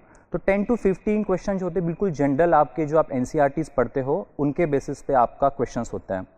Next जो 10 to 15 क्वेश्चन होते हैं, like I am talking about the next 30, मतलब फर्स्ट 30 क्वेश्चंस, ठीक है। नेक्स्ट 15 क्वेश्चन आप में से वो बच्चे अटेम्प्ट कर पाएंगे जिन्होंने सब्जेक्ट को थरोली समझा है और थरोली पढ़ा है, राइट। तो एक जनरल कैंडिडेट जिसने कि अच्छे से सब्जेक्ट पढ़ा है, अच्छे से अंडरस्टैंडिंग है, you can easily attempt 30 questions, ठीक है, आउट ऑफ 45। बट अगर आप 30 क्वेश्चंस अटेम्प्ट कर रहे हो तो आपका सिलेक्शन इज़ नॉट पॉसिबल, ठीक है। अगर आप 30 ही क्वेश्चन कर पा रहे हो एक सब्जेक्ट की, इट्स नॉट पॉसिबल कि आपको अगर अच्छे रेप्यूटेड इंस्टीट्यूशन में एडमिशन लेनी है, इट्स नॉट पॉसिबल। तो आगे क्या होगा, जो आगे के आपके 15 क्वेश्चंस है उसके लिए है आपको एग्जैक्टली जो हार्डवर्क करना पड़ेगा, that will B for your 15 questions. 15 questions में भी जो आप अगर एनालिसिस उसका एनालिसिस एग्जैक्टली देखोगे तो अराउंड 10 क्वेश्चन जो है 15 में से they will be application based, right. जैसे आपको अगर सिलेबस है, सिलेबस में फॉर एग्जांपल आपको कोई भी चीज़ introduced, like I have seen your syllabus, CBSE का सिलेबस इज़ वेरी गुड, मतलब बहुत अच्छे से एक सिस्टमैटिक वे में इन्होंने इंट्रोड्यूस किया हुआ है। For example you have physiology, ठीक है, यू हैव जेनेटिक्स, तो जेनेटिक्स में आपको कुछ पोर्शन है, ठीक है, ऐसा नहीं कि आपको सब कुछ है, but you need to understand everything regarding genetics, ठीक है। आपके जो ये 15 क्वेश्चन होंगे इसके लिए आपको एक्स्ट्रा चीज़ें करने की बहुत ज़रूरी है, तभी जाके आप उन क्वेश्चंस को अटेम्प्ट कर पाओगे। अगर जैसे मैंने मतलब like I have meet some people, एक लड़का मुझे मिला था, he was dropper, like second time dropper. He said कि सर मैंने सारी चीज़ें पढ़ ली है, सब बुक NCERT बहुत अच्छे से पढ़ा, तब भी मुझे बायो में अच्छा स्कोर नहीं हुआ। देखिए जैसे कि सर ने पहले कहा, जो फिजिक्स और केमिस्ट्री है, व्हाट आई फील इज़ कि उसमें आपको कॉन्सेप्ट्स हैं, ठीक है, उसमें आपको फॉर्मूलाज, आपके जो न्यूमेरिकल्स वगैरह आते हैं, तो that you can by practice और by understanding you can do that. But specially zoology, biology में इट्स इन्फॉर्मेशन बेस्ड, ठीक है, ये सब्जेक्ट आपका इन्फॉर्मेशन बेस्ड है। इसमें कुछ चीज़ें हैं जो आपको समझनी है, नो डाउट आपको कुछ कॉन्सेप्चुअल चीज़ें हैं, जैसे जेनेटिक्स आपको समझना पड़ेगा, जैसे आपको एग्जैक्ट फिजियोलॉजी क्या होती है, that you need to understand. But most important thing is कि आपको इन्फॉर्मेशन आप जितनी गैदर कर सकते हो, और उस इन्फॉर्मेशन का एप्लीकेशन इज मोर इंपॉर्टेंट, ठीक है। इसमें जो आपको जो बता रहा था मैं, नेक्स्ट 10 क्वेश्चन होंगे वो आपके एप्लीकेशन बेस्ड होंगे। For that you need, what you need to do is कि आपको थोड़ा सा एक्स्ट्रा, फॉर एग्जांपल आपको जैसे like I was taking health and diseases chapter, अभी मेरा हेल्थ एंड डिसीजेस चैप्टर चल रहा है, तो you have few bacterial diseases, right, आपको बहुत लाइक 2 या 3 ही मेंशन की हुई है, बट लाइक मोस्ट कॉमन जितनी बैक्टीरियल डिसीजेस है आपके सिलेबस में ट्यूबरकुलोसिस दिया हुआ नहीं है, it's very common in India. At least you should know like basic things about the tuberculosis.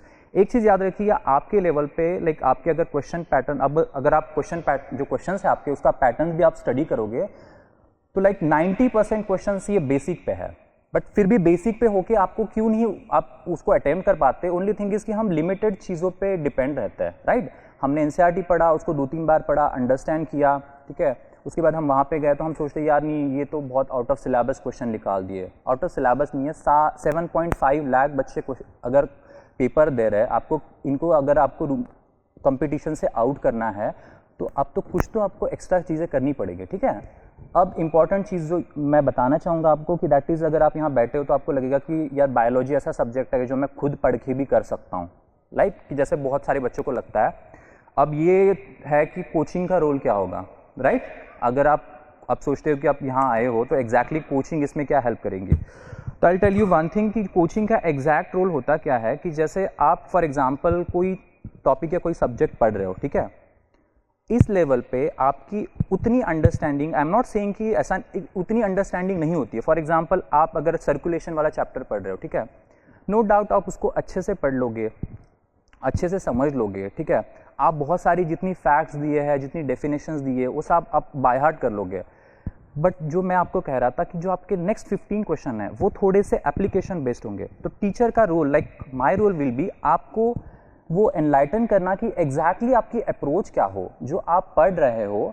Like what is my फंडा ऑफ रीडिंग इज कि जब मैं पढ़ता हूँ तो व्हाट आई डू इज़ कि आप पढ़ने के बाद, आप समझने के बाद आई फॉर्म द क्वेश्चंस, मैं वहाँ पे क्वेश्चन फॉर्म करता हूँ, ये सेंटेंस है, इस पर कितने क्वेश्चंस बन सकते हैं, क्या पॉसिबिलिटी होती है, वो आपका जब अप्रोच रहेगा then only you can attempt. Like multiple choice question जो होते हैं उसमें आप अटेम्प्ट तभी कर पाते हो कि जब आप अपने माइंड को एप्लीकेशन बेस करोगे।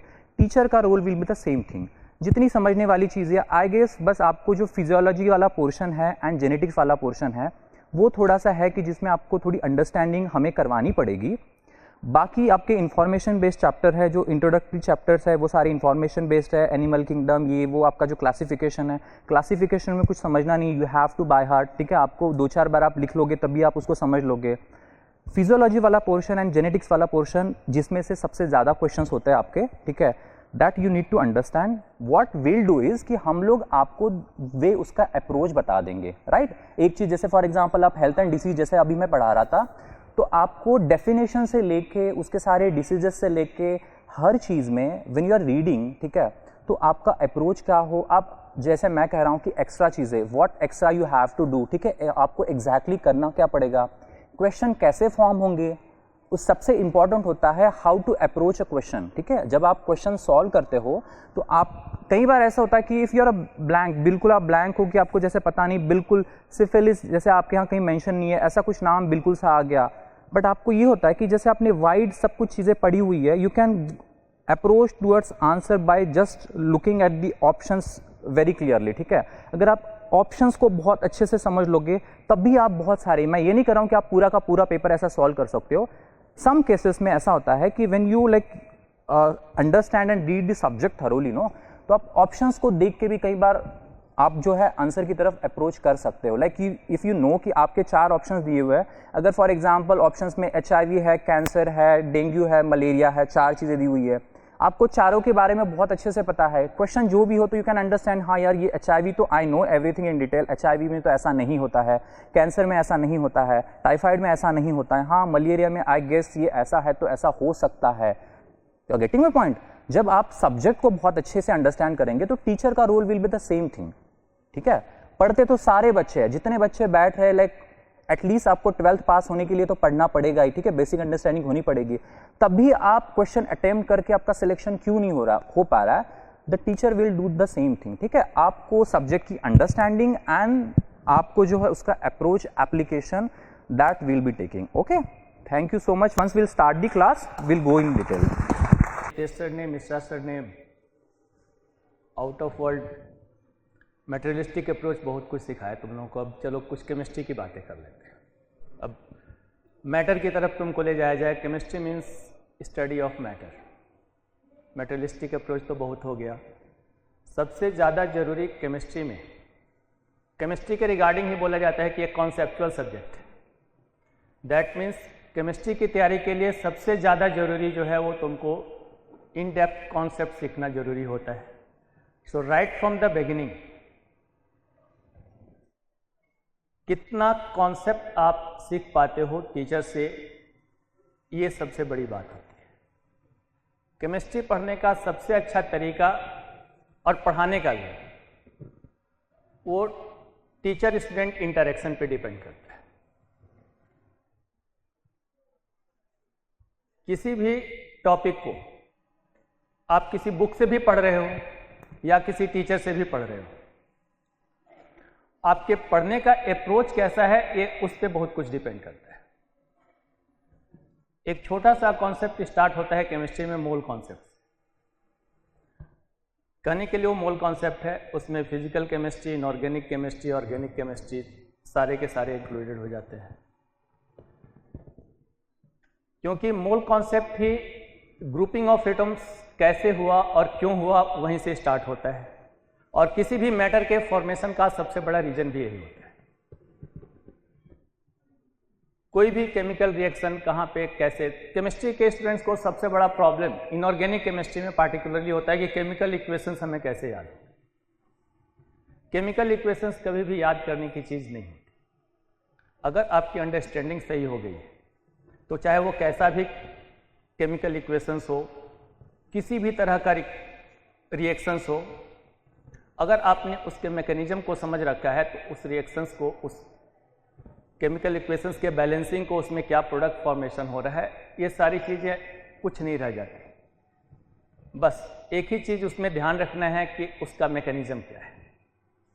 और मैकेनिज्म सीखने के लिए फिर वही बात आ जाती है कॉन्सेप्ट की। इसलिए मैं बार बार अपने स्टूडेंट्स को हमेशा ही बोलता हूँ कि केमिस्ट्री सीखने के लिए कॉन्सेप्ट सीखना जरूरी होता है। बेसिकली ये तो हर सब्जेक्ट में अप्लाइड है कि किसी भी सब्जेक्ट को अगर आपको सीखना है तो वहाँ पे आपको कॉन्सेप्ट तो सीखना ही पड़ता है। बट पार्टिकुलरली केमिस्ट्री में क्या है कि एक सब्जेक्ट ही है रिएक्शन मैकेनिज्म का। बहुत लोग बोलते हैं कि फिजिकल केमिस्ट्री फॉर्मूला बेस्ड, अगर केमिस्ट्री में सारे फॉर्मूलाज कर लिया जाए तो आसानी से फिजिकल केमिस्ट्री में स्कोर किया जा सकता है। हाँ जरूर, formula based questions physical chemistry में 90% तो जरूर होते हैं, बट 90% वो जो क्वेश्चंस होते हैं वो 90% स्टूडेंट्स भी कर लेते हैं, और सिलेक्शन तो उन्हीं 10% में होना है। तो 10% स्टूडेंट्स में आने के लिए ही अब आपको एफर्ट लगाना पड़ता है। दूसरी बात है पार्टिकुलरली इनऑर्गेनिक केमिस्ट्री में। इनऑर्गेनिक केमिस्ट्री के लिए मैं अक्सर अपने स्टूडेंट्स को बोलता हूँ कि इनऑर्गेनिक केमिस्ट्री के लिए एनसीईआरटी जो है वो बाइबल है।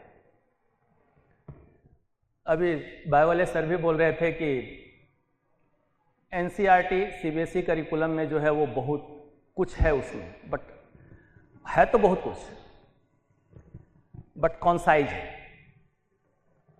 आप कभी भी कोई भी बुक पढ़ते हो, आजकल के बच्चों में मैंने क्या फैशन देखा है जहाँ से मैं आता हूँ कि वो पहले ही राइट फ्रॉम द बिगनिंग बड़ी बड़ी बुक्स लेके बैठ जाते हैं। बट बड़ी बड़ी बुक्स क्या हैं जानते हो? Simple guide. और गाइड कभी ना तुमको कुछ सिखाता नहीं है, गाइड सिर्फ रट्टाफिकेशन कराता है। मैं हमेशा बच्चों को ही सजेस्ट करता हूँ, जैसे कि मैंने तुमको बोला कि एनसीईआरटी को पार्टिकुलरली बायोलॉजी में और इनऑर्गेनिक केमिस्ट्री में एनसीईआरटी को बाइबल बनाओ। पढ़ने का तरीका एक ही होगा, आप उसको जो कुछ भी पढ़ रहे हो, जितना भी, मान लो एक छोटा सा टॉपिक तुमने पढ़ा, उस छोटे से टॉपिक में तुमने कितने क्वेश्चंस जनरेट किए, ये बहुत बड़ी बात होती है। और ये जो क्वेश्चन जनरेशन का अगर आपको किसी भी पार्ट में आदत पड़ गई तो ये आपके कॉन्सेप्ट को बहुत आगे ले जाएगा। वैसे ही ऑर्गेनिक केमिस्ट्री में, ऑर्गेनिक केमिस्ट्री तो स्टार्ट ही होता है रिएक्शन से और ख़त्म भी होता है रिएक्शन से। तो पार्टिकुलरली स्टूडेंट्स को सबसे ज़्यादा प्रॉब्लम अगर केमिस्ट्री में किसी पोर्शन में आता है तो वो ऑर्गेनिक केमिस्ट्री में ही आता है। ऑर्गेनिक केमिस्ट्री में किसी भी रिएक्शंस को, किसी भी पार्ट को देखने का तरीका सीखना चाहिए। और देखने का तरीका हमेशा यही होता है कि मान लो कोई केमिकल रिएक्शन कहीं पे अप्लाइड हो रहा है, उस केमिकल रिएक्शन में सबसे पहले हम ये सोचना चाहिए कि उसमें कौन सा chemical reaction, there are in organic chemistry most of the students, शायद यहाँ पे जो बैठे हुए हैं 11th वाले होंगे, जो 12th वाले स्टूडेंट्स हैं उनको तो शायद पता होगा कि ऑर्गेनिक केमिस्ट्री में there are different name reactions. तो शुरू में नेम रिएक्शंस और रिएक्शन मैकेनिज्म का एक चैप्टर है, उसको क्लास 11th में बोला जाता है basic concept in organic chemistry. CBSE curriculum में उस चैप्टर को पढ़ाने के लिए ओनली 12 लेक्चर्स दिए गए हैं, बट बेसिकली मैं बताता हूँ उस चैप्टर को मैं पढ़ाता हूँ 1.5 महीने, 1.5 months मुझे पढ़ाने में लगता है। उसका सबसे बड़ा रीजन ये है कि वहाँ पे आपको सारे रिएक्शन मैकेनिज्म सीखने को मिलते हैं और सारा केमिकल रिएक्शंस, जिसको कि मैंने अभी नेम दिया तुमको, नेम रिएक्शन, ये सारे सीखने को मिलते हैं। अगर आपने नेम रिएक्शन और रिएक्शन मैकेनिज्म सीख लिया तो आपके सामने ऑर्गेनिक केमिस्ट्री का कोई भी रिएक्शन आए, आपके सोचने का तरीका ये होगा कि सबसे पहले आप ये देखोगे कि इसमें कौन सा नेम रिएक्शन यूज हो रहा है। ठीक, उससे अगर आपको आइडिया नहीं लगा तो आपके सोचने का तरीका ये होगा कि इसमें कौन सा रिएजेंट अप्लाइड हो रहा है। मैं तुमको गारंटी के साथ बोलता हूं कि 99% केसेस में अगर तुमने इस 2 पॉइंट ऑफ व्यू से सोच लिया कि सबसे पहले तुमने ये अप्लाई किया कि कौन सा नेम रिएक्शन अप्लाइड हो रहा है, और उससे भी अगर तुमको आइडिया नहीं लगा तो कौन सा रिएक्शन मैकेनिज्म अप्लाइड हो रहा है, अगर इस 2 पॉइंट ऑफ व्यू से तुमने उसको देख लिया तो मैं गारंटी देता हूं कि 99% क्वेश्चंस तुम्हारे सोल्व हो जाएंगे। और जो पार्ट तुम्हारा सबसे डिफिकल्ट लग रहा था ऑर्गेनिक केमिस्ट्री, और पार्टिकुलरली नीट एग्जाम में सबसे ज़्यादा number of questions organic chemistry से ही आने हैं, मेक नो मिस्टेक। सबसे ज़्यादा क्वेश्चंस तुम्हारे मेडिकल के एग्जाम में जो आता है वो ऑर्गेनिक केमिस्ट्री से ही आता है। और मेरे हिसाब से सबसे आसान पोर्शन भी जो होता है वो ऑर्गेनिक केमिस्ट्री का ही पार्ट होता है। ऑर्गेनिक केमिस्ट्री में उसका सबसे बड़ा मैं रीजन बताता हूँ कि बायो स्टूडेंट्स को, जैसे भी सर लोग बोल रहे थे कि बायो स्टूडेंट्स के लिए ना जो मैथमेटिकल पार्ट होता है ना वो उनके लिए फोबिया होता है, और ये भी एक नेचुरल प्रोसेस है। और नेचुरल प्रोसेस क्या है? एक साइकोलॉजिकल, दिमाग में एक बात बैठ जाती है ना कि मेरा मैथमेटिकल पार्ट बहुत अच्छा नहीं है, तो पहले से ही सोच लिया कि फिजिकल केमिस्ट्री वाला पार्ट में तो हो सकता है मैं स्कोर ना कर पाऊँ।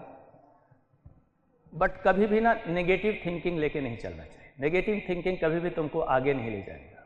दूसरा, आजकल के बच्चों में जो सबसे बड़ा प्रॉब्लम मैं देख रहा हूँ वो है कि बिगिनिंग में लेनियंसी दिखा दिया, बिगिनिंग में लेनियंसी दिखा दिया तो बैकलॉग जमा होने लगा। अब आगे पढ़ने बैठते हैं, चाहे वो फिजिक्स हो, केमिस्ट्री हो या बायोलॉजी हो, जब भी आप पढ़ने बैठते हो तो पीछे वाला बैकलॉग जो है वो परेशान करने लगता है। तो शुरू से इस चीज़ की बेटे एक आदत डालो कि बैकलॉग कभी भी जमा ना हो पाए। ये बैकलॉग इतना गंदा चीज़ है ना कि ये तुमको कभी भी पढ़ने नहीं देगा। इसीलिए राइट फ्रॉम द बिगिनिंग, जब से आप अपना करिकुलम स्टार्ट करो, चाहे आज से करो, बट कभी भी पीछे के टॉपिक का बैकलॉग मत जमा होने दो। दूसरी बात है कि एक टाइम शेड्यूल, बहुत सारे लोग बोलते हैं कि टाइम शेड्यूल, एक फिक्स टाइम शेड्यूल बना के पढ़ना चाहिए। मेरा पर्सनली मैं बता रहा हूँ कि मुझे इस चीज़ में ना बिलीफ नहीं है। ठीक है, एक टाइम शेड्यूल तुम बनाओ, वो तो बनाना ही चाहिए, बट ये कोई ज़रूरी नहीं है। किसी एक पार्टिकुलर टॉपिक को तुमने स्टार्ट किया तो उस पार्टिकुलर टॉपिक के लास्ट कंक्लूजन तक पहुंचना अब तुम्हारी ड्यूटी बनती है, और उस केस में कोई टाइम फ्रेमवर्क में ना कोई भी काम नहीं हो सकता। तो कभी भी केमिस्ट्री के प्रिपरेशन के लिए इसको 3 पार्ट में तो आपको डिवाइड करना ही पड़ेगा, फिजिकल, इनऑर्गेनिक और ऑर्गेनिक। बट प्रायोरिटी बेसिस पे मेरा हमेशा सजेशन रहता है कि ऑर्गेनिक केमिस्ट्री, बायोलॉजी स्टूडेंट्स को ऑर्गेनिक केमिस्ट्री में स्कोर करना बहुत ही आसान हो जाता है। तो जिस भी सब्जेक्ट में अगर आप तैयारी कर रहे हो, जो आपका स्ट्रॉन्ग पॉइंट बन रहा है ना, स्ट्रॉन्ग पॉइंट को हमेशा स्ट्रॉन्ग करना चाहिए। इसका मतलब मैं ये नहीं बोल रहा हूँ कि जो बाकी पोर्शन है उसको छोड़ देना है, उसको भी करना है, बट स्ट्रॉन्ग पॉइंट को हमेशा स्ट्रॉन्ग बनाने की कोशिश करनी चाहिए। फिजिकल केमिस्ट्री में नीट एग्जाम में 90% क्वेश्चंस जो है वो फार्मूला बेस्ड आते हैं, और फिजिक्स जैसा बात भी नहीं है, यहाँ पे नंबर ऑफ फार्मूलाज भी बहुत ज़्यादा नहीं होते हैं।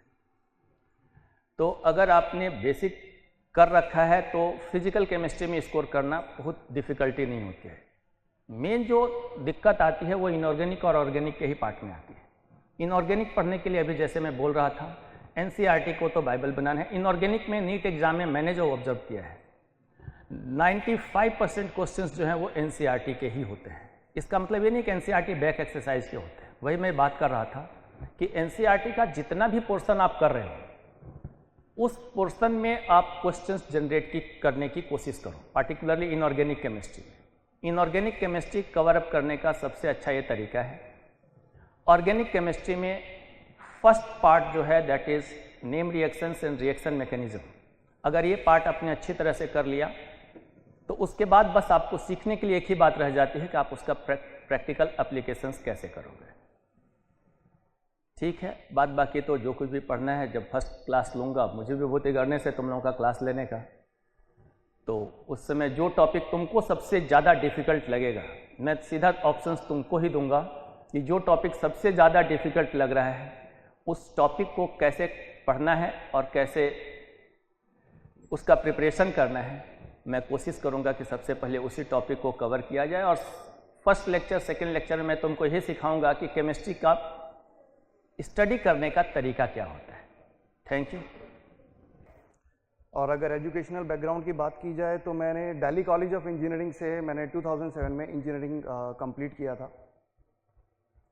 Actually from Netaji Subhash institute of technology. I was a manufacturing and process MPA, manufacturing process and automation engineering I completed from there. अगर 11th क्लास की बात की जाए, कैसे मैंने साइंस लिया कुछ नहीं पता था, कुछ भी नहीं पता था। मैं भी ऐसे स्टूडेंट था, एक गाइडेंस नहीं थी, बट साइंस में और मैथ्स में बहुत इंटरेस्ट था।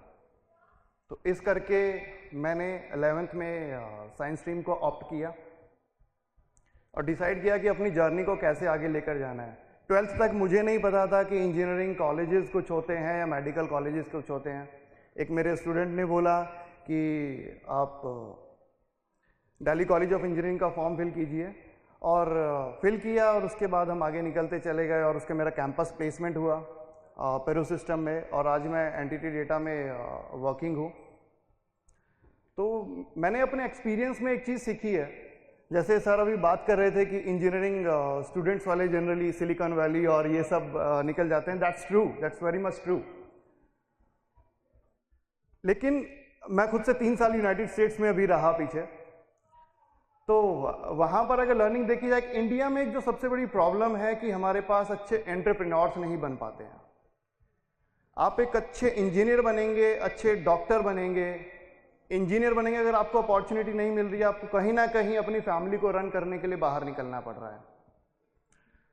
तो इंजीनियर डॉक्टर के साथ आप अपनी थॉट को इतना बढ़ाइए, इतना आगे ले जाइए कि आप एम्प्लॉय के साथ आप एम्प्लॉयर बनने का दम रखें अपने अंदर। आप इंडिया में जॉब्स की इतनी कमी है, अगर आप आज से ही थॉट लेकर चलेंगे कि हमें आगे बढ़ना है और हमें यह एम्प्लॉयमेंट क्रिएट करना पड़ेगा, और अगर आप उस एम्प्लॉयमेंट को क्रिएट करने की हिम्मत रखेंगे तो सोचिए कितना जो टैलेंट बाहर निकल रहा है वो इंडिया में ही रहेगा, और अपने देश के लिए हम काम करके इसको कितना आगे लेकर जा सकते हैं। ये सब हम लोगों को आज से सोचना है और इस पर काम कीजिए, क्योंकि आज मेरे टाइम पर कोचिंग नहीं होती थी, गाइडेंस नहीं होती थी। आपके पास इतना बड़ा प्लेटफॉर्म है जो आपको हेल्प करने के लिए यहाँ बैठा है। आपके पास सारी अपॉर्चुनिटीज हैं, उनको जितना हो सके उनको अपने में बुनाइए, कोशिश कीजिए, आगे बढ़िए और एक दूसरे की हेल्प करने की कोशिश कीजिए, क्योंकि इंजीनियर, डॉक्टर, टीचर या पेरेंट होने से पहले सबसे पहले हम ह्यूमन बीइंग्स हैं। एक दूसरे की हेल्प कीजिए, जितना हो सके अपनी इथिकल और मॉरल वैल्यूज को स्ट्रांग रखिए, क्योंकि यही चीजें सबसे ज्यादा आगे काम आने वाली हैं। आप इथिकली स्ट्रांग हैं, आप मॉरली स्ट्रांग हैं, वो आपको जॉब में हेल्प करेगा। आप चाहे गवर्नमेंट डिपार्टमेंट में जाएं या किसी एमएनसी में वर्क करें या अब्रॉड में काम करें या मेडिकल फील्ड में काम करें, ये सारी चीजें आपको बहुत ज्यादा हेल्प करने वाली है। तो अपनी एजुकेशन के साथ साथ अपनी इथिकल वैल्यूज, मॉरल वैल्यूज पे बहुत कंसंट्रेट करेंगे तो ये आपको बहुत ज़्यादा हेल्प करने वाला है। यही मैं आपसे इतना कहना चाहूँगा। Thank you.